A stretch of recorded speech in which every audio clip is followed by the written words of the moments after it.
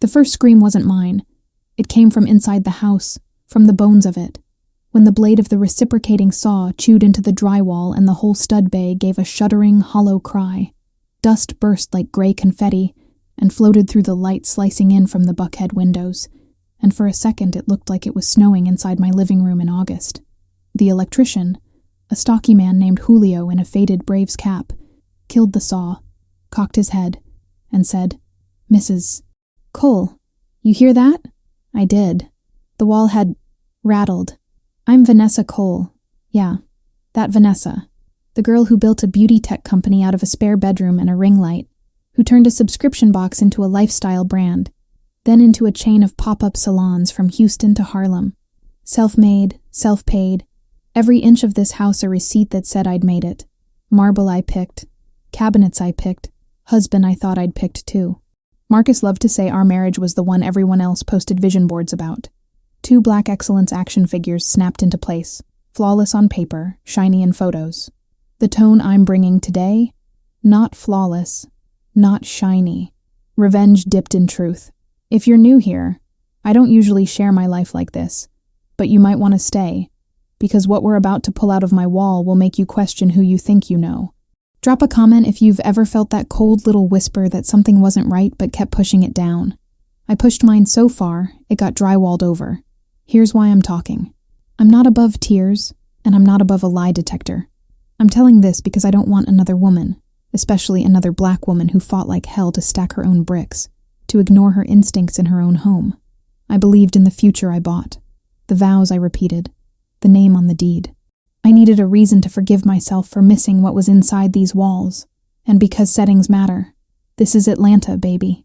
Buckhead, tree-lined streets and mansions with iron gates that swing like eyelids. In the mornings, I jog past a Methodist church older than my mother's vinyl collection. In the evenings, the skyline flickers like jewelry. Inside my house, we'd ripped out the old media room to build a wellness space.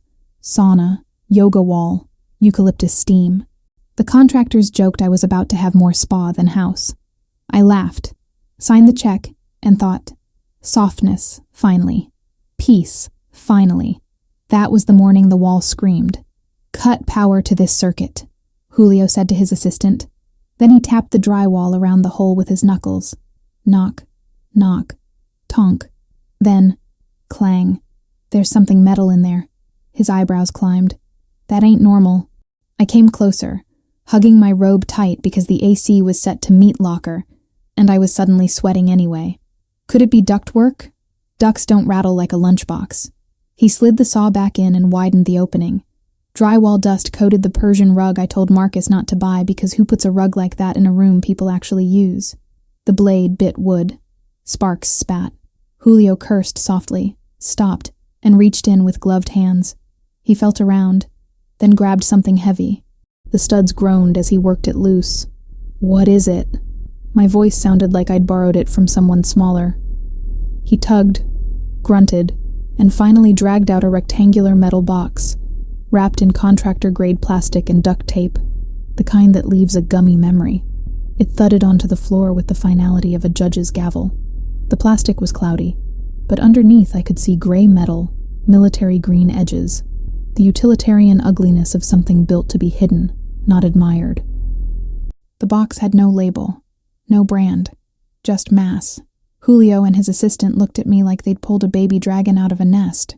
"We find some weird stuff," he said, "but I ain't never seen anything like this in a wellness room." My heart sprinted. The breath in my chest felt like it was hitting a locked door.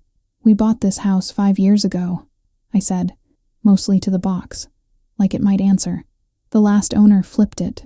We renovated the kitchen. We didn't do this wall." "The truth," another whisper. Marcus handled the first round of renovations. He loved a project. He loved walking a space with that swagger, pointing at ceilings like he was blessing them. "Want me to cut it open?" Julio asked. I should have said, "Wait for my husband." I should have said, "Call someone." But the dust on my tongue tasted like a dare. "Yeah," I said. "Open it." He sliced through the tape with a box cutter, then peeled the plastic away. The metal showed itself, cold and stubborn. It had a latch, the kind you twist and then push, like a safe but low-tech. Julio glanced at me, and when I nodded, he flipped it. It fought him, then relented with a sticky, reluctant click. He lifted the lid. There are moments when your life shrinks to the size of a Polaroid. The room, the world, reduces to a frame, an image that will never stop burning in your mind. Stacks of cash, banded tight with rubber, were arranged like books on their sides. The paper didn't look like movie money. It had that sad, soft, been touched by too many hands look. On top of the stacks lay Ziploc bags of papers, IDs. There were passports, plural. Some with photos I recognized and hated recognizing. Some with names I didn't. There were manila envelopes, dog-eared. There was a velvet ring box that made my stomach flip. Not because of jewelry, but because of what jewelry means when it's hiding. And there were photographs. Printed, glossy, old school.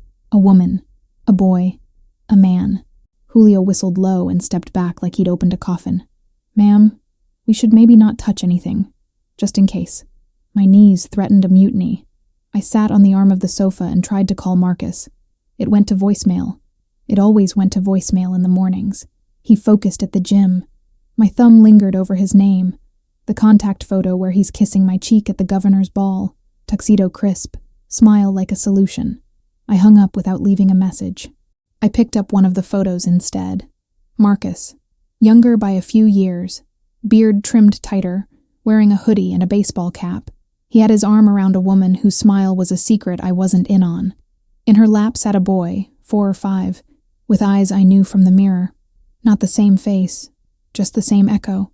The date stamp in red in the corner, years before our wedding. But that didn't matter. It wasn't the past tense that clawed at me. It was the feeling that this photo wasn't just a memory. It was a receipt he'd hidden, and hoped the house would hold. Behind the photo was a stack of bank slips, copies of transfers, some with my company's name half blackened by marker, like ink could erase a trail.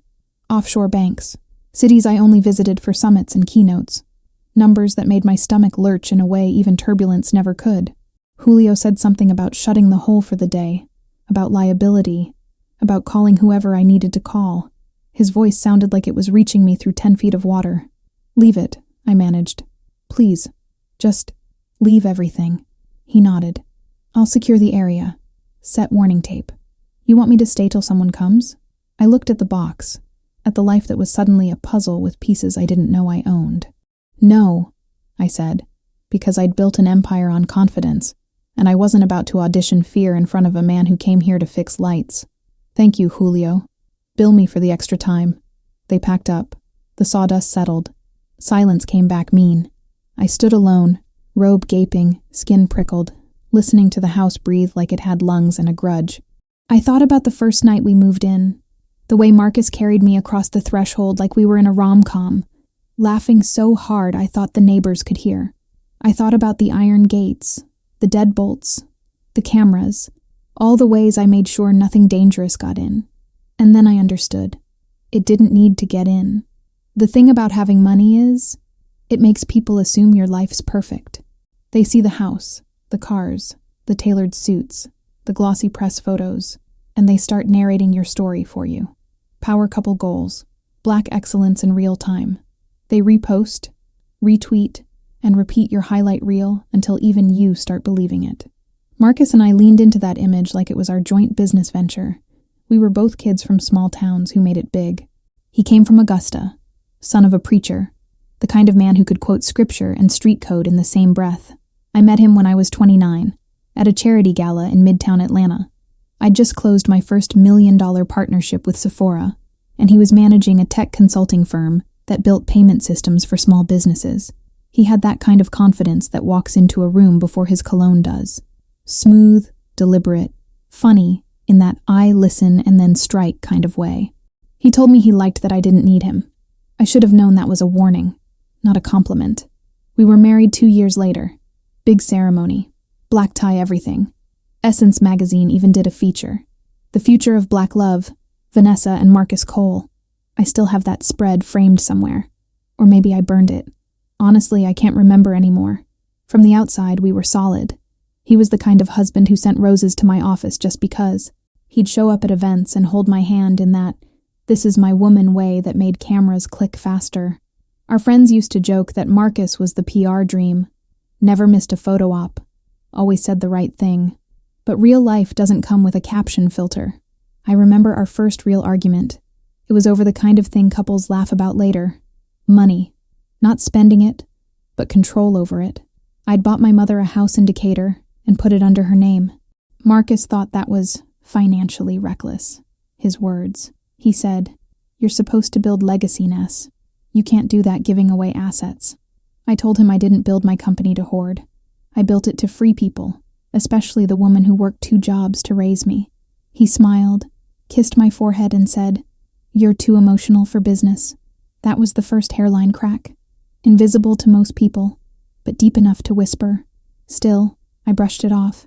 Every relationship has its storms, right? I told myself he just wanted to protect our future. I didn't see it then, but Marcus was never trying to protect anything. He was trying to own it. By our 3rd anniversary, my company had tripled in valuation. We'd moved into the mansion in Buckhead. 5 bedrooms, infinity pool, a home office so sleek it looked like a magazine shoot. The kind of place that made people walk in and exhale. Wow. We threw fundraisers, dinner parties, Christmas galas. People would post the decor and caption it nod your goals. I played the part. The warm, elegant hostess. The wife who had it all. Marcus would stand beside me, hand at my waist, flashing that camera-ready smile. And behind every click, I'd feel it. The distance. It started small, like he was somewhere else even when his arm was around me. Then came the late nights. Client dinners, he said. Work trips. The first few times I didn't even question it. He'd earned my trust. Or so I thought.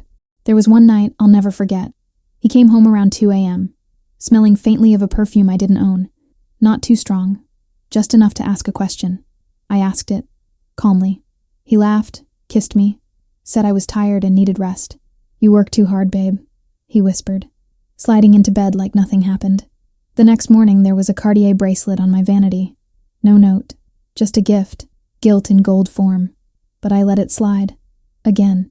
Because at that point, I'd convinced myself that Marcus and I were the kind of couple who could survive anything. We'd built our empire together. Or at least that's what he made me believe. I'd invested in his tech startup, merged a few of our accounts for efficiency, even let him sit on the board of my own company. He said it was about being a united front. I thought that meant partnership. Now I know it meant leverage. My friends used to say, "Girl, you're lucky. You found a man who can match your ambition." I'd smile, sip my mimosa, and say, "Yeah, I did. But ambition isn't love. It's hunger." And Marcus's hunger wasn't for success. It was for control.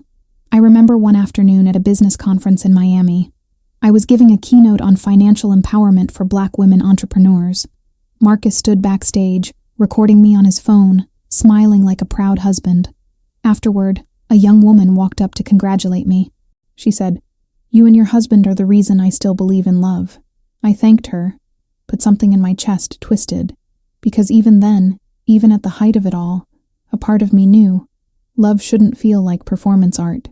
Then, right before the renovation started, Marcus came home one evening all hyped. He said he'd met a contractor who could modernize the mansion, make it feel custom, exclusive. He handled all the paperwork, told me to let him surprise me. I agreed, because I was busy expanding my brand to the West Coast. That's how he got the chance to touch every inch of this house. Every wall, every pipe, every hidden space.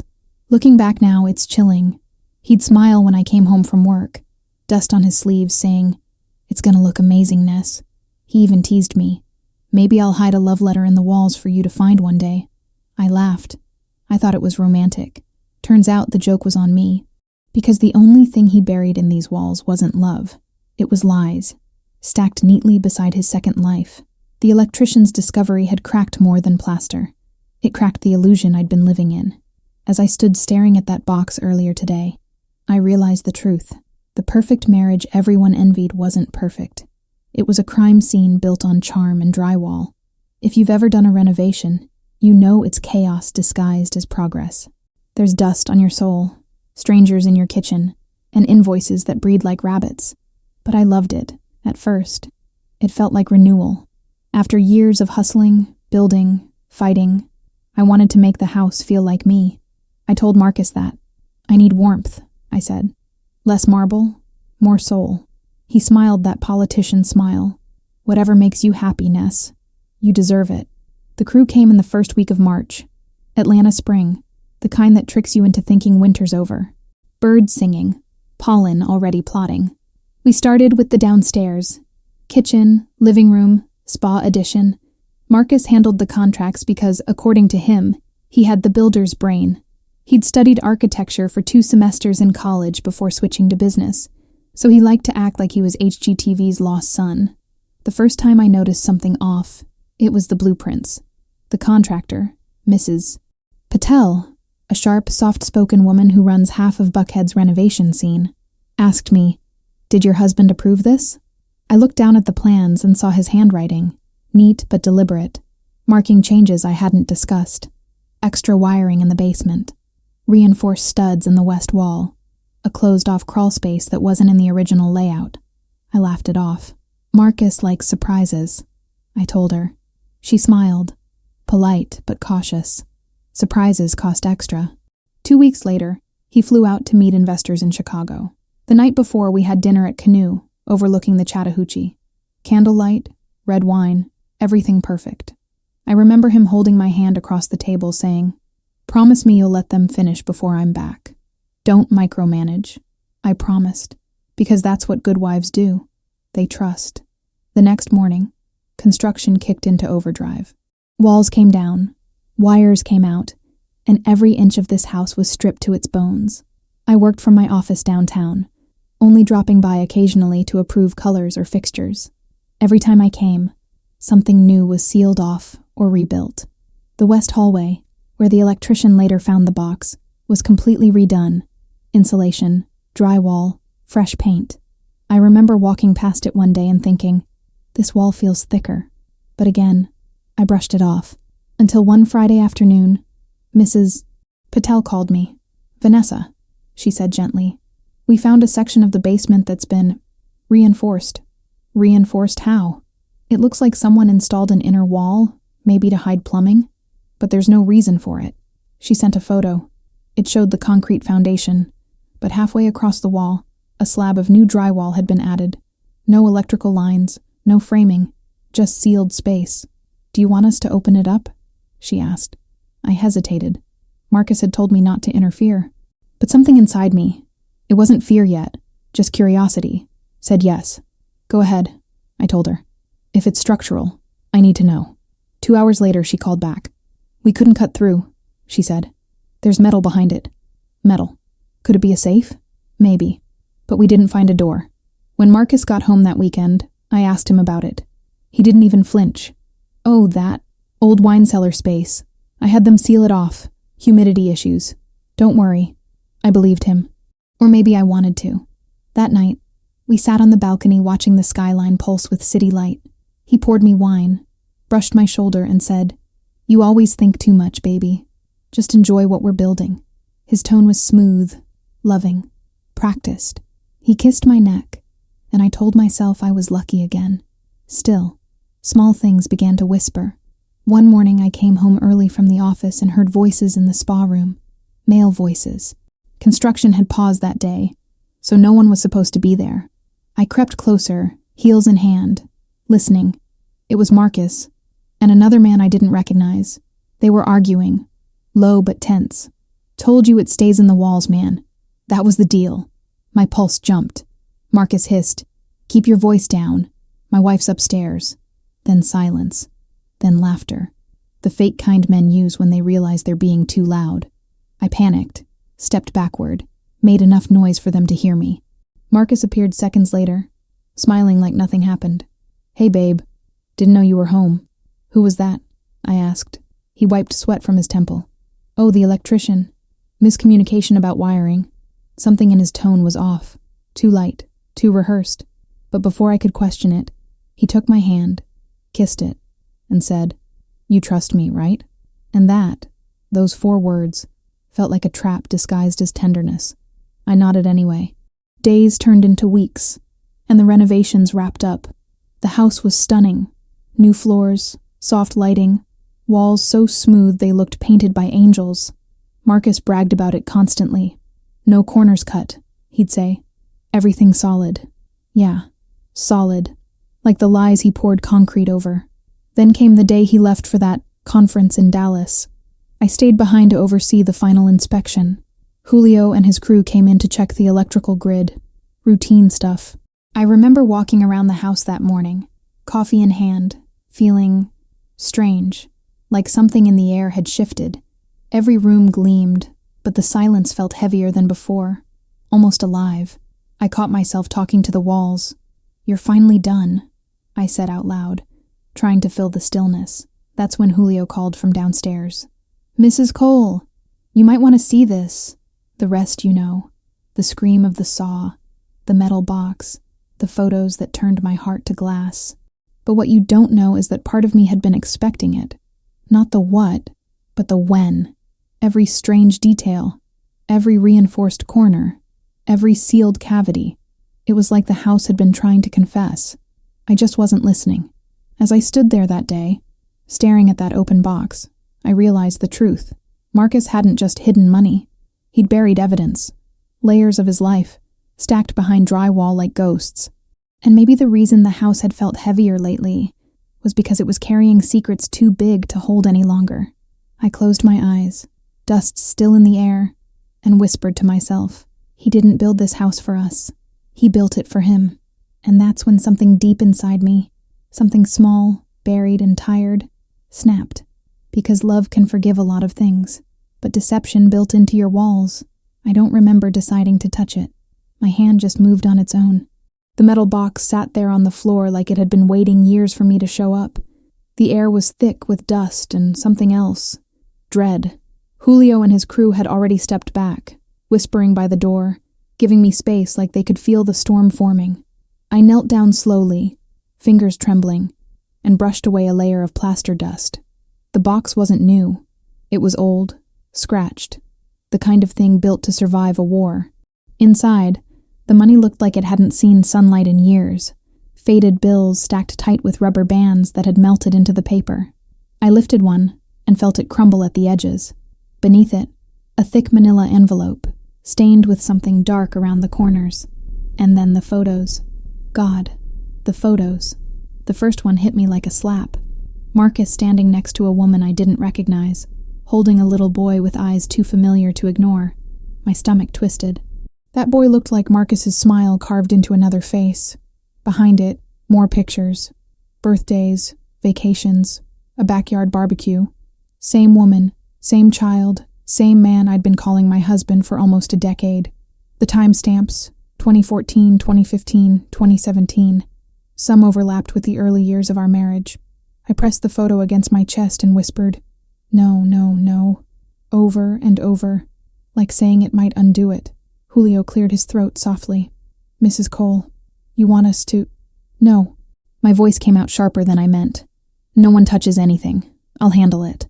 He nodded and quietly gathered his tools. When the door closed, I was alone with the lies. I opened the envelope next.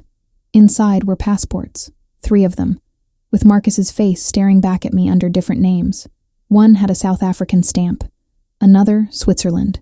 Each photo slightly altered. Different beard, different haircut, but the same eyes, the same man.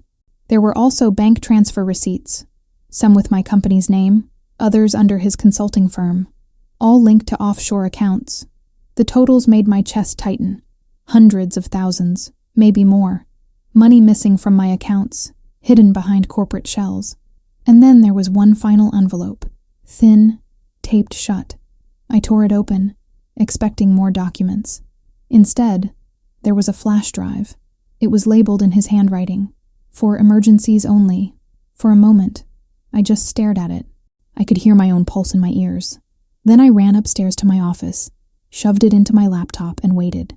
The folder opened to a collection of files, PDFs, photos, voice recordings. My name was on half of them. Board minutes, wire transfers, invoices, all from my company. Except these weren't real. They were altered, falsified, designed to look like I was embezzling money into my personal accounts. Marcus hadn't just betrayed me. He was preparing to frame me. I froze. Every breath felt like glass. For years, I thought his help in managing my finances was partnership. Turns out, it was surveillance. Every login I'd ever given him, every signature, he'd been building a paper trail that pointed straight back to me. I leaned back in my chair, the realization sinking in like poison. He'd been planning an escape, a life beyond this one. A family, money, new identities, and a version of me that looked guilty enough to destroy everything I'd built. And he would have gotten away with it too, if that wall hadn't cracked open. A knock on the door jolted me. My assistant, Tasha, poked her head in. "Hey boss, you okay? You missed the investor call." I couldn't even look at her. My throat was dry. "Tell them I'll call back," I whispered. She frowned, took one look at me, and stepped out. I stared out the window, down at the driveway where Marcus's black Tesla usually sat. Gone, of course. He was in Dallas, probably nowhere near it. And that's when it hit me. If he was hiding money, forging files, and running a double life, then what else had he hidden? I went back to the box, digging through every envelope, every scrap of paper, until I found a smaller photo tucked in the bottom corner. It was the woman again, the one from the other photos, standing in front of a house I didn't recognize. Behind her, on the porch, was Marcus, holding the boy, smiling like he belonged there. And scrawled on the back, in his handwriting, were 4 words that made my blood run cold. "Home is where truth dies." I dropped the picture like it burned. The realization was instant, raw, violent. This wasn't a fling. It wasn't a mistake. It was another life. A second home, a secret family, and a whole identity buried in drywall. I pressed my palm against the wall beside me. Cold, smooth, silent. But now that I knew what was inside, the house didn't feel like mine anymore. It felt like a coffin Marcus built for us both, except only one of us was supposed to walk out of it alive. I stood up, wiped the dust from my hands, and looked toward the door. My voice came out steady, but my heart was pounding. "Okay, Marcus," I whispered. "You wanted a game? Let's play." Because one thing he'd clearly forgotten: I didn't build an empire by playing fair. I built it by surviving. And now, it was my turn to tear his walls down. I sat on the floor with the photos spread out around me like a crime scene, each one a shard of a life I didn't know existed. My fingers trembled as I picked up the next picture. Marcus at a playground, the boy on his shoulders, the woman behind them holding a balloon. Their smiles weren't guilty or secretive. They were normal, happy. I studied the details like an investigator. A coffee shop sign in the background, a street number half visible, a license plate on a car, tiny clues scattered across glossy paper. My mind started cataloging them automatically. Dates, locations, timestamps. Years of building a company had trained me to read data, and now I was reading my own betrayal. There was one picture that stopped me cold. Marcus and the woman were at a hospital, the boy between them, wearing a wristband. Written on the back in Marcus's handwriting was just a name. Caleb. Caleb. The name echoed in my head. I whispered it out loud, testing the sound. Caleb. The boy's eyes stared back at me from the photograph. Marcus's eyes, but softer, unburdened. He couldn't be more than 6 now. My throat tightened. This wasn't a fling or an affair. This was a life Marcus had nurtured in parallel with mine. I grabbed my laptop, opened a search window, and started typing the clues. The coffee shop sign, Briarwood Beans. Google pulled up a location, Stone Mountain, 20 minutes east. The playground matched one in the park nearby. A jolt of electricity ran through me. He hadn't even hidden them far away. They were right here. I flipped to another photo. This time, the woman alone in front of a 2-story brick house. Porch swing, azalea bushes, white trim. I zoomed in on the house number painted on the curb. Clear as day. I copied it into maps. It was a residential street in Stone Mountain. I leaned back in my chair, heart racing. My husband's second life wasn't in another state or another country. It was a 30-minute drive from the mansion I'd built. A fresh wave of nausea rose up. He'd been running both lives like a man running 2 companies. Weekdays with me, weekends with them. Business trips, investor meetings, lies layered over lies. I picked up my phone to call him, thumb hovering over his name. But what would I even say? "Hi, I just found your secret family inside our walls?" No. He'd deny, deflect, Gaslight. He'd always been good at that. I dropped the phone and stared at the flash drive again. If Marcus had falsified documents to frame me, there was no telling how deep his plan went. Bank accounts, assets, my company. Everything we'd built could be destroyed if I made one wrong move. Tears stung my eyes, but I blinked them back. Crying was a luxury. I needed clarity. I opened a new folder on my laptop. Evidence. I began scanning each photo, each document, uploading them. If Marcus thought he'd built a case against me, I'd build one against him. For the next 2 hours, I moved like a machine. Photos, receipts, passports, all cataloged and saved to an encrypted drive. Each click of the mouse felt like stitching armor over my skin. When I finally leaned back, the room was silent except for the hum of the laptop fan. Dust still floated in the air. The house felt different now. Not like a home. Like a vault I'd cracked open. And beneath the fear, something else was rising. Anger. He'd underestimated me. He'd built this elaborate scheme, thinking I was too busy, too trusting, too emotional for business to see through it.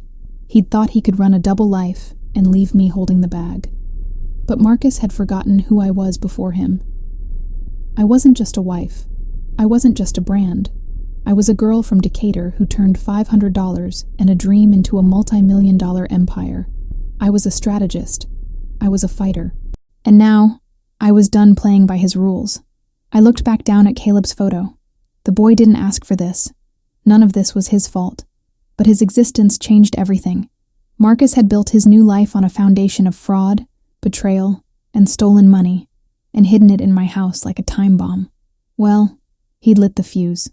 I opened my calendar and canceled my next 3 meetings.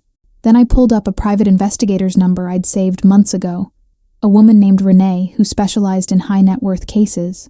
At the time, I'd saved it because one of my friends was going through a messy divorce. Now, it was me. Renee, I said, when she answered. My voice was steady, almost calm. I have a situation, and I need to know everything about a man named Marcus Cole. She didn't ask questions. Send me what you have, she said. I sent her everything.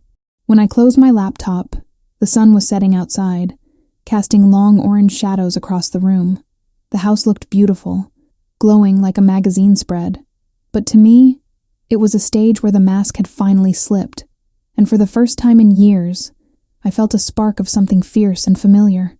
Not fear, not heartbreak, control, because Marcus had been building a case, but so was I, and I had a head start. I stood, smoothed my dress, and whispered to the empty room, "Your move, Marcus." The next morning, the mansion felt like a stranger's house. Sunlight spilled through the floor-to-ceiling windows, but it didn't warm me. It just exposed everything. Dust on the marble, fingerprints on the glass, cracks in the story I'd been living. My phone buzzed with texts from Marcus. Flight landed. Meeting investors. Miss you. Miss me. He had no idea what I'd found. Not yet. I stared at his message until my vision blurred, then set the phone down. My heart was beating fast but steady. Last night I'd uploaded every file, every photo, every scrap of proof into 3 separate encrypted drives. One went to my attorney, one to Renee, the investigator, one to a cloud server he didn't know existed. Marcus might have built a trap for me, but I'd already started building my escape route. By noon, Renee called. "Vanessa," she said, her voice low but urgent. "Your husband's been busy." She laid it out. 3 shell companies tied to his consulting firm. Payments routed from my business accounts into his offshore banks, all disguised as vendor services. She'd already traced one to a property trust in Stone Mountain, the same address from the photo. "And the woman?" I asked. "Her name's Adrienne Carter. She's been with him at least 7 years. The boy's his son, Caleb. He's listed as Marcus's dependent on one of the shell company benefits plans." The room tilted. "So it's not just cheating," I whispered. "It's fraud, identity theft. He's been planning to take everything." Renee paused. "It's worse. The documents he's forged, they could implicate you. If this blows up, it'll look like you're the one embezzling." I swallowed hard. "Then we move first." After I hung up, I paced the living room, my bare feet making soft sounds against the new hardwood. Marcus had told me once that a house is only as strong as its foundation. He'd said it like he was teaching me something, but he'd built his foundation on lies, and I was about to crack it open. That evening, I called him. "How's Dallas?" I asked, voice casual, like nothing was wrong. He chuckled. "Busy. I'll be home late tomorrow." "Why?" "Just wondering," I said. "The renovations are almost done. The house looks beautiful." A pause. "Good. You didn't touch the west wall, did you?" I froze. "Why would I?" "Just asking," he said lightly. "You know how contractors are." My hand clenched around the phone. He still thought I was in the dark. "Well," I said, keeping my tone sweet, "I can't wait for you to see it." When we hung up, I stood at the window looking out at the city lights. This was the first time in years I felt completely clear. The heartbreak was still there, sharp and raw, but beneath it was steel. The next afternoon, Marcus walked through the front door, smiling like a man who owned the world. He kissed my cheek, dropped his bag, and scanned the room. "Looks good," he said. Contractors did their thing. I watched him like a hawk, cataloging every movement, every flicker of his eyes. He moved toward the west hallway but stopped short, like he sensed something had changed. "Everything okay?" I asked. "Yeah." His smile tightened. "Why?" "Because you look nervous." He laughed, but it sounded brittle. "You're imagining things." I stepped closer. "Am I?" He glanced at my phone on the counter, then at my laptop, then back at me. His jaw flexed. For the first time in our marriage, I saw fear flicker behind his eyes. "Marcus," I said softly, "we need to talk." He tried to step past me, but I blocked him. "No. Here. Now." He exhaled hard. "About what?" I picked up one of the photos I'd left on the table, the one of him with Adrian and Caleb, and held it up. "About this." His face went pale. "Where did you—" "Inside our walls," I said, my voice cutting like glass. "Next to the money, next to the passports, next to the flash drive with my name all over it." Silence. Heavy. Suffocating. Finally, he straightened, mask slipping back on. "It's not what you think." "Then tell me what it is." He opened his mouth, closed it, ran a hand over his beard. "That's old business. Complicated." I laughed, but it came out like a choke. "Old business? You've got a whole child, Marcus. A whole other life." He didn't deny it. He didn't even look ashamed. He just looked cornered. "I've taken care of everything," he said quickly. "It's handled." "No," I said. "It's exposed." His eyes darted to the photo, to me, to the hallway. He knew. He knew the house had betrayed him. And then, just for a second, the real Marcus peeked through, the cold strategist beneath the charming husband. "You don't understand what you're playing with," he said quietly. "If you make the wrong move, it's both of us who go down." But I wasn't scared anymore. "We'll see about that," I whispered. "Because the thing about secrets buried under the surface, once you dig them up, they don't go back quietly." And I was done being quiet. I woke up before dawn, the house quiet as a church. My phone buzzed with a message from Renee. "Got what you need. Call me." I slipped into my office, shut the door, and dialed. She answered on the first ring. "Vanessa," she said, "your husband is a ghost with a ledger." She laid it out like a thriller. 3 offshore accounts in the Cayman Islands, 2 in Switzerland, 1 in the British Virgin Islands, all tied to his shell companies, each transfer disguised as consulting fees or vendor payouts from my business. Over $6 million moved in 4 years. $6 million? I whispered, gripping the desk. "That's just what I found quickly," Renee said. "And there's more. He's also been moving assets, real estate, art, crypto wallets. The house in Stone Mountain, it's in a trust. You're not listed anywhere." My stomach turned. "He's been planning to disappear." "Exactly," Renee said. "And if he ever pulls the trigger, the paper trail he's left points back to you." I closed my eyes, breathing through the rage. Marcus wasn't sloppy. He was strategic. He'd been building an empire inside my empire, brick by brick, using my money and my name as the scaffolding. But the thing about scaffolding, you pull the right pin and the whole thing collapses. "Send me everything," I told her. "Every account, every transfer, every alias." "Already did," she said. "Check your email."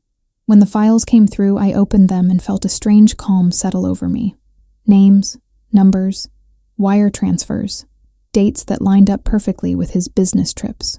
Even the gifts he'd given me, bracelets, vacations, that stupid Cartier box, timed like clockwork after big transfers, guilt purchases. I printed everything, spread it across my desk like a chessboard. This was no longer heartbreak. This was war planning. By noon, I called my attorney, Evelyn Johnson. She'd represented women like me before. Wealthy, blindsided, determined not to be destroyed. I sent her the files. "Vanessa," she said after reading them, "your husband's running a RICO scheme in your name. You have to move now, separate accounts, lock down your business, and don't confront him until we're ready." Too late for that, I thought, remembering last night's confrontation. Marcus had already seen the photos. He knew I knew. The mask was off on both sides. That evening, Marcus came home early. He walked straight into my office without knocking, his jaw tight, his hands shoved into his pockets. "You've been busy," he said quietly. I looked up from the files, calm, but ready. "So have you." He smirked. "You think you're smarter than me?" "No," I said. "I know I am." His eyes flicked to the papers on my desk. "You have no idea what you're doing." "I know exactly what I'm doing," I said. "Protecting what's mine." For a moment, neither of us spoke. The silence was heavy, electric. Finally, he leaned in, his voice low and cold. "If you take me down, Vanessa, you go down too. Those documents point to you. The FBI doesn't care about feelings. They care about evidence." I met his gaze, steady. "Then I guess we'll see whose evidence is stronger." He straightened, forcing a smile. But the fear was there now, glinting in his eyes. "Careful, baby," he said. "You're playing with fire." I smiled back, but mine was real. "So are you." When he left the room, I exhaled and dialed Evelyn again. "It's time," I said. "I want every account frozen. I want a restraining order on company access, and I want law enforcement ready." Because Marcus had spent years building a maze, but I'd just found the exit, and now I was ready to turn around and burn the whole thing down. Stone Mountain was only 30 minutes from my mansion, but the drive felt like crossing into another life. I kept my sunglasses on even though it was cloudy. My heart was hammering against my ribs. Renee had given me the address, the same one from the photos, the same one Marcus had been visiting for years. The neighborhood was quiet, tree-lined streets, modest brick houses, kids' bikes tipped over on driveways. It was a world away from Buckhead's iron gates and marble foyers. I parked 2 houses down, cut the engine, and sat for a moment, staring at the porch swing I'd memorized from the picture. It was real. It was all real. I rang the doorbell. After a moment, the door opened, and there she was, Adrienne Carter. She looked exactly like the photos. Tall, graceful, with that kind of beauty that doesn't try too hard. Her eyes widened when she saw me. "Vanessa Cole," she said softly. "I wondered when you'd come." The sound of my name from her mouth almost knocked the breath out of me. "You know who I am?" She stepped aside. "Of course. Come in." The living room was simple but warm. Family photos on the mantel, a dog curled up on a rug, toys stacked in a corner. A framed picture of Marcus and Caleb smiled down at me from the wall like a taunt. "Where's Caleb?" I asked. "At school." She motioned for me to sit. "We should talk." I stayed standing. "How long?" Adrienne met my gaze without flinching. 7 years. He told me you knew. He said your marriage was over in everything but name." My stomach lurched. He lied. He's been lying to both of us. She looked down at her hands. I should have known. But he had explanations for everything. Why he couldn't leave, why we had to keep it quiet. He sent money, he showed up. I thought he was protecting us. I let out a bitter laugh. He was protecting himself. Adrienne looked up, eyes glistening. "He said he built his company with your money, that you owed him. That's why he moved the funds." "That's called fraud," I snapped. "And he's been planning to pin it on me." Silence stretched between us. 2 women, both smart, both capable, both used. For a flicker of a moment, I almost pitied her. She'd been living in a shadow life, waiting for a man who was never really hers either. "He told me he was going to disappear," Adrienne whispered. "Start over somewhere else. He said you'd be fine, that you had your own money." I swallowed hard. "Did he ever mention a date?" She shook her head. "Only that it would be soon. He's been moving assets. He even talked about selling this house." I sat down then, the weight of it pressing me into the couch. Marcus was accelerating. The walls were closing in. If I didn't act, he'd vanish with his fortune, and I'd be left holding the bag. Adrian reached for a folder on the coffee table and slid it toward me. These are copies of everything he's given me. Bank slips, travel itineraries, messages. I kept them because something in my gut told me I'd need them. I opened the folder. Inside were receipts, screenshots, flight confirmations, evidence. My hands trembled as I flipped through it. This wasn't just confirmation. This was ammunition. "Thank you," I said quietly. She nodded. "For what it's worth, I never wanted to hurt you." I met her eyes. "You didn't." He did. Outside, a school bus roared past. We both turned toward the window. Adrian's face softened. "Caleb thinks his dad's a hero." My throat tightened. So did I. We sat in silence for a moment, two women bound by the same betrayal. And then I stood, clutching the folder. "I'm going to end this," I said. Adrian's voice followed me to the door. "Be careful. He's not the man you think he is." I paused, hand on the knob. "He's about to find out who I am, too." Back in my car, I placed the folder on the passenger seat, my fingers tightening around the steering wheel. The air smelled like rain, heavy and electric. My phone buzzed. A message from Marcus. "Need to talk tonight. Don't make any moves you'll regret." I stared at it, a slow, cold smile spreading across my face.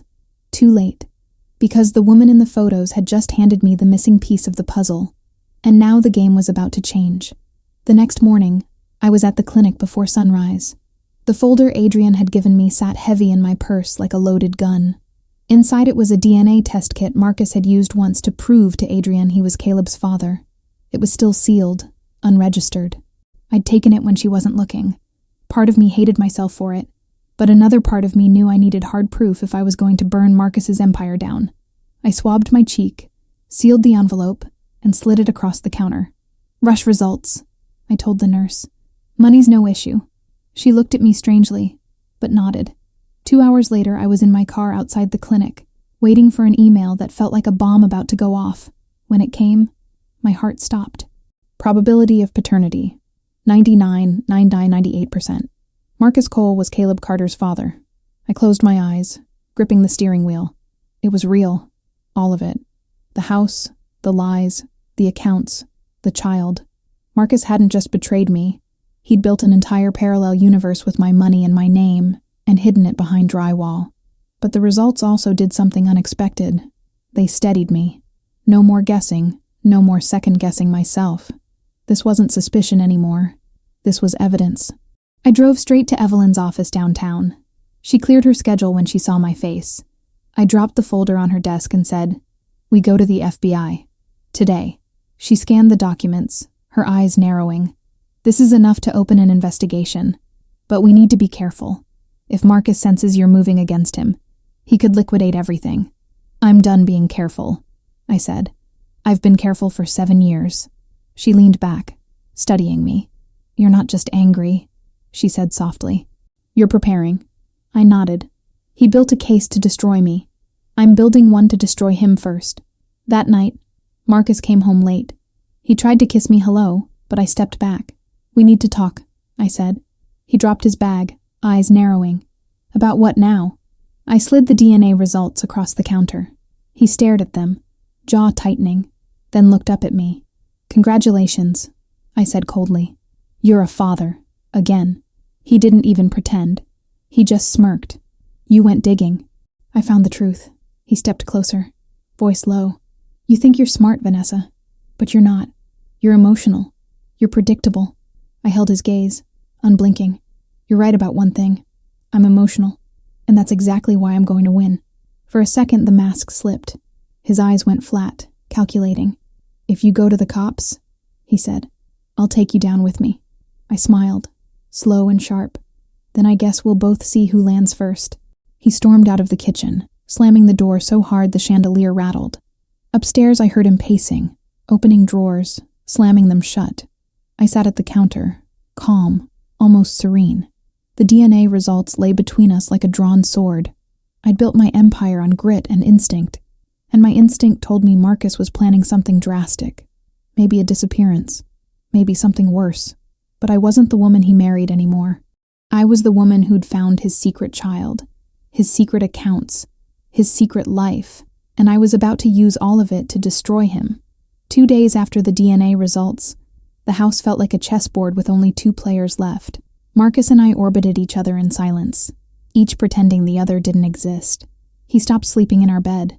He was on the phone constantly, locked in his home office, talking in hushed tones. I could feel the storm building. Then, one afternoon, an envelope arrived at my office downtown. No return address. Inside was a copy of a federal complaint draft, accusing me of wire fraud and embezzlement, complete with doctored documents Marcus had forged. The sender's note read, "This goes public in 72 hours unless we talk." My blood went cold. I called Evelyn immediately. "He's moving," I said. She skimmed the documents and swore.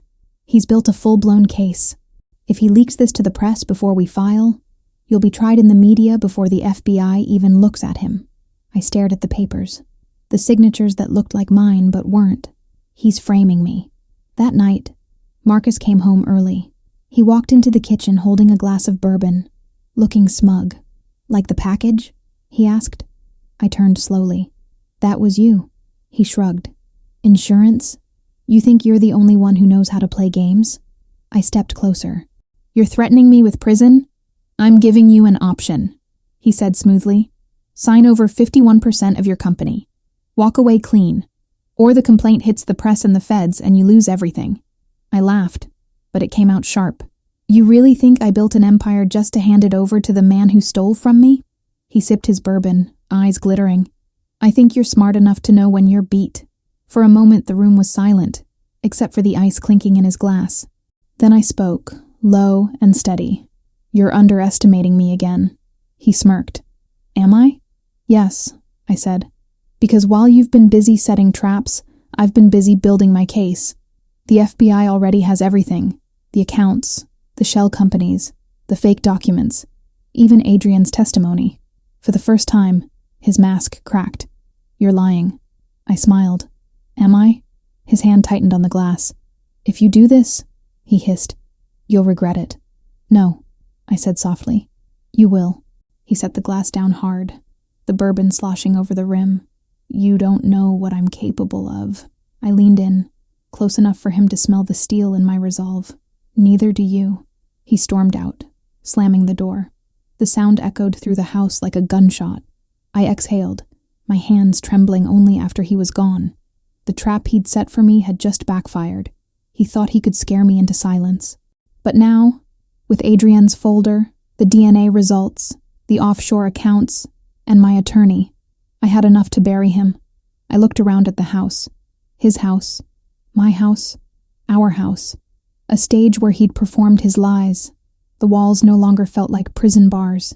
They felt like a launch pad, because Marcus had just declared war, and he had no idea how far I was willing to go. By Monday morning, the fear that had lived in my chest for weeks was gone. What replaced it was strategy. My house no longer felt like a battlefield. It felt like a war room. Every envelope, every photo, every account printout was laid out across my dining table like a general's maps. Evelyn had already moved to freeze my personal and business accounts Marcus had access to. Renee had secured sworn statements from Adrienne, copies of every transfer, every text Marcus had sent her about plans and money. We'd built a file so airtight it practically sang. All that was left was timing. I began making moves quietly, changed all my passwords, moved my board meeting to a secure location, pulled key investors into a private Zoom call. "There's a chance Marcus will attempt a hostile takeover," I told them. "If he contacts you, forward everything to my attorney." My voice didn't shake once. Then I went further. I hired a crisis PR team. If Marcus leaked his forged complaint to the press, my narrative would already be prepared. We'd roll out the truth, with evidence. My team would frame me not as a suspect, but as a whistleblower exposing fraud inside my own household. That night, Marcus came home to find his access cards disabled, his office locked, his name removed from the company email server. He tried his key fob. The garage didn't open. He tried the alarm code. It beeped error. He stormed inside. What the hell is going on? I was waiting for him in the living room, calm, immaculate in a black suit. "Security update. I said. Company policy. You can't lock me out of my own house, he snapped. I raised an eyebrow. Actually, the deed's in my name. And until you explain $6 million in missing funds, you're a guest here. A temporary one. He glared at me, fists clenched. You think you're in control? I know I am, I said. And tomorrow morning, the FBI will too. He laughed, but it sounded brittle. You wouldn't dare. I stepped closer, lowering my voice. I already have. They'll be here with a warrant. They'll see everything you've hidden. This is me giving you a chance to cooperate. For a flicker of a second, panic flashed across his face before the mask snapped back into place. You're bluffing, he said. This will blow back on you. I smiled. No, Marcus. This is what blowback looks like. He stared at me like he'd never seen me before. The man who'd always believed he was 2 moves ahead finally realized the board had flipped. That night, I moved into the guest suite and locked the door. My phone buzzed with a message from Evelyn. Warrant signed. Agents will execute in 24 hours. I stared at the ceiling, adrenaline thrumming through my veins. It was really happening. All the secrets, all the lies, all the walls. It was about to come crashing down. And for the first time in years, I felt powerful again. Not the curated, photo-ready kind of power Marcus loved to perform. Real power. The kind you build from truth, from grit, from surviving. Tomorrow the world would know the truth about Marcus Cole, and I'd be standing on the other side of the rubble, free. Dawn broke like a blade of gold over Buckhead. My mansion, once a symbol of everything we'd built, had become a stage for Marcus's downfall. I stood in the foyer in a tailored suit, phone in hand, my attorney and Renee on speed dial. Today wasn't about fear anymore. It was about closure. At 7:45 a.m., the gate buzzer rang. 2 black SUVs rolled up the driveway, government plates glinting in the morning light. FBI agents stepped out, their jackets marked with bold yellow letters. My heart thudded once, steady. It was happening. Marcus was still upstairs. He came down the staircase 2 at a time, wearing sweatpants and that same smug expression he always wore when he thought he'd won. It faltered when he saw the agents. "What the hell is this?" he barked. I stepped forward, calm, controlled. "This is me, Marcus," I said quietly. "Catching up." One of the agents stepped forward. "Marcus Cole, we have a warrant for your arrest for wire fraud, identity theft, and money laundering." Marcus turned to me, eyes wide. "You called them?" I didn't move. "I warned you." He laughed, but it was jagged, manic. "This won't stick. You're going down with me." I tilted my head. "No, Marcus. I built a case. I protected myself. Adrienne gave her testimony. The accounts are frozen. The evidence points one way now." He lunged toward me, but an agent caught him, twisting his arms behind his back. "Don't touch me," he shouted. "Vanessa, you can't do this to me." I stepped closer, voice low enough for only him to hear. "You did this to yourself. You hid your lies in my walls and thought I'd never find them. But you forgot one thing. I built this house too." He stared at me, the charm stripped away, just a man cornered. "I loved you," he hissed. I held his gaze. "No, you used me, and now you're done." The agents led him out in handcuffs, reading his rights. Through the window, I watched as they put him into the SUV. Neighbors had come out onto their porches, phones in hand. The same people who used to post our parties and call us goals were now recording his arrest. The empire of illusions he'd built was collapsing live. Inside, the house felt suddenly lighter. The silence wasn't heavy anymore. It was clean, empty. My phone buzzed. A message from Evelyn. "You're safe," I exhaled, a shudder leaving my body like a ghost. Upstairs, the wellness room smelled of eucalyptus and plaster dust. The hole in the wall where I'd first found the box was still there, gaping like a wound. I walked up to it and touched the edge of the drywall. "You don't own me anymore," I whispered to the house, to Marcus, to the past. For the first time in years, my voice didn't echo back. Downstairs, Renee handed me a folder. "This is everything we'll need to finish the case," she said. "You've done it, Vanessa." I nodded, but I wasn't smiling. "Not yet. This isn't the end," I said softly. "It's the beginning." Because this wasn't just about revenge. It was about rebuilding. It was about making sure no other woman, no other black woman who fought for her freedom, ended up trapped in someone else's walls. I turned toward the sunlight streaming through the windows, the gold washing over my face. Outside, the SUVs drove away, Marcus inside one of them, finally caged by his own schemes. And in that moment, I felt it. Freedom. Heavy, real, earned. 3 weeks later, Atlanta was still buzzing. News anchors called it the Cole scandal. Social media was flooded with hashtags, podcasts, think pieces. Marcus had gone from Black Excellence poster boy to a cautionary headline overnight. Every network played the footage of him being led out of our mansion in handcuffs. His head down, mine held high. I'd spent those weeks in and out of meetings with federal prosecutors, handing over every shred of evidence Renee and I had collected. They moved fast. With Adrian's testimony and the offshore transfers, they built a case so tight Marcus's lawyers couldn't wriggle out. Wire fraud, identity theft, money laundering, tax evasion. The list read like a white-collar horror novel. His bail was set high, but the funds he'd hidden were frozen. He sat in a federal holding facility waiting for trial. The public wanted a statement from me. At first, I stayed silent. Then, one morning, I walked into my office downtown, faced the cameras, and told my story. I built my business on trust, I said, looking straight into the lens. Trust in my community, my customers, and the people closest to me. That trust was violated. But I'm still here. My company is still here. And no one will take from me what I built with my own hands. The clip went viral. Women DM'd me thousands of messages. I've been there. Thank you for telling this. I needed to see this strength. It wasn't just my scandal anymore. It was a mirror for anyone who'd been deceived by someone they loved. Behind the scenes, Evelyn filed a civil suit for damages. Marcus had stolen millions from my company, and we intended to get it back. The court froze his remaining assets, including the Stone Mountain house. Adrian agreed to testify. In return, prosecutors left her out of the criminal case. She and I even spoke once more, quietly, in a coffee shop. She thanked me for not turning my anger on her. I told her Caleb deserved better than both of us fighting over ashes. One morning, Renee sent me a message. Check the news. I turned on the TV. Marcus, in an orange jumpsuit, was being led into a courtroom. His face was a mask of fury. The reporter said the prosecution had enough to secure at least 20 years. I stood in my kitchen watching it, my hands steady around my mug. It didn't feel like triumph. It felt like a wound finally closing. That afternoon, I walked through the now empty mansion. The wellness room was quiet, the hole in the wall patched. Painters were rolling fresh coats over the scars.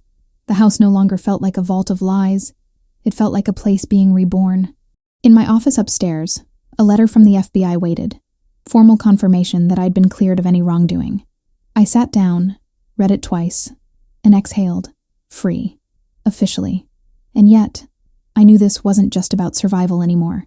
It was about legacy. Marcus had tried to break me, but instead he'd given me a new purpose. I opened my laptop and began drafting a proposal. A foundation for women entrepreneurs blindsided by financial betrayal. Grants, legal resources, mentorship. I was going to turn the worst chapter of my life into a lifeline for someone else, because justice wasn't just Marcus in handcuffs. Justice was me still standing, stronger, smarter, and using my story to build something no one could hide behind drywall. Outside, Atlanta's skyline glittered like a crown.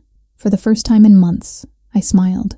This was my life again, and I was finally free to live it. The day the court formally froze Marcus's last accounts, I walked out of the courthouse into warm Atlanta sunlight. It felt like stepping out of a tunnel. Cameras flashed. Reporters shouted questions, but their voices blurred. All I heard was my own heartbeat and the quiet truth. It was over. I didn't go back to the Buckhead mansion that night.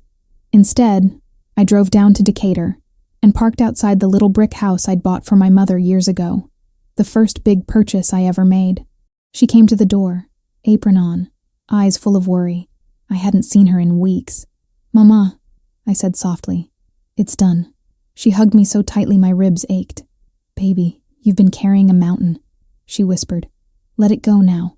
That night we ate fried catfish at her kitchen table, laughing until tears rolled down our cheeks. For the first time in months, I slept through the night. Over the next few weeks, I sold the mansion. I didn't want its ghosts.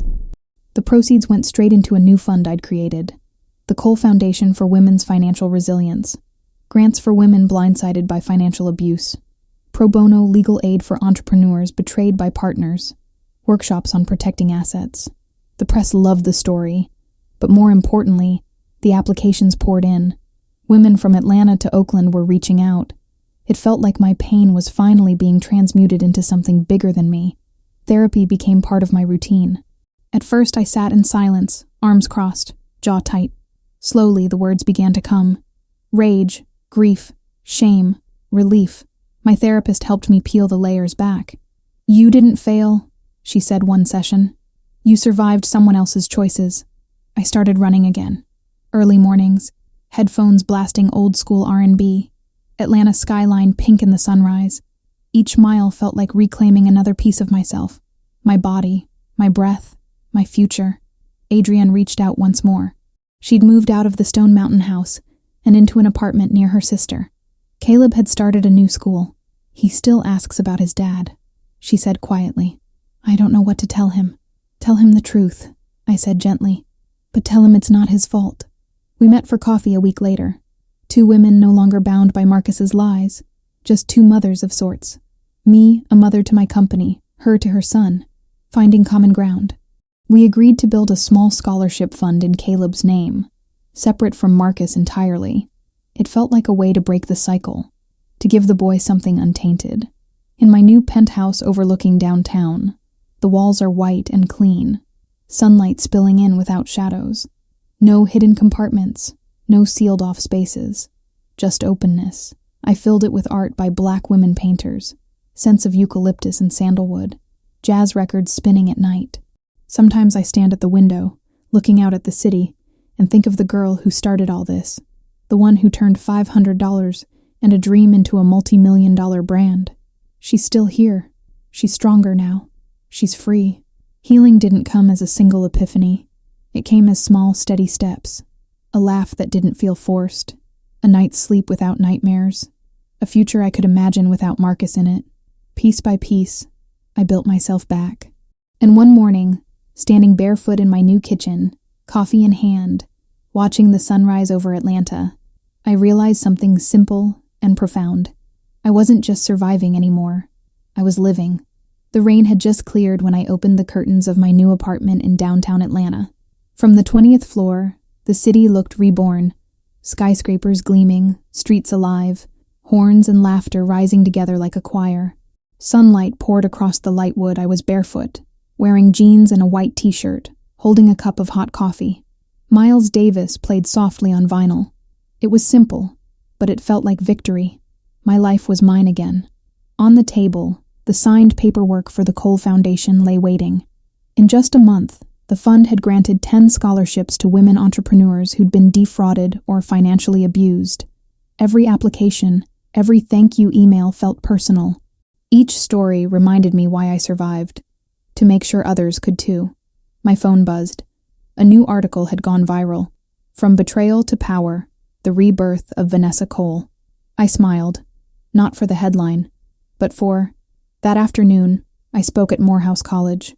The auditorium was full. Young dreamers, business majors, women who looked at me like proof that survival can bloom into success. I told them everything. The love, the lies, the discovery in the walls, the rebuild. When I finished, the crowd stood and applauded. "If you're going through something right now," I said into the mic, voice steady, "remember, your story isn't over. It might just be beginning." Later, I drove home slowly through the rain-wet streets, watching the city lights shimmer like jewels in puddles. I thought of all my versions. The Vanessa who married for love, the one who found betrayal in the walls, and the woman I'd become. Strong, clear, untouchable. All of them were me. But this one, this version, was finally free. That night I sat on my balcony with a glass of wine. Atlanta breathed below, soft and electric. The air smelled like jasmine.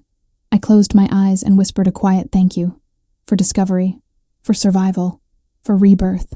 My life was no longer a stage for a man's secrets. It was an open road I'd built with my own hands. I wasn't just a story of betrayal anymore. I was a story of transformation. I looked toward the skyline and said it softly, without anger, without pain, only truth. I'm Vanessa Cole. I survived. And now, I'm going to bloom.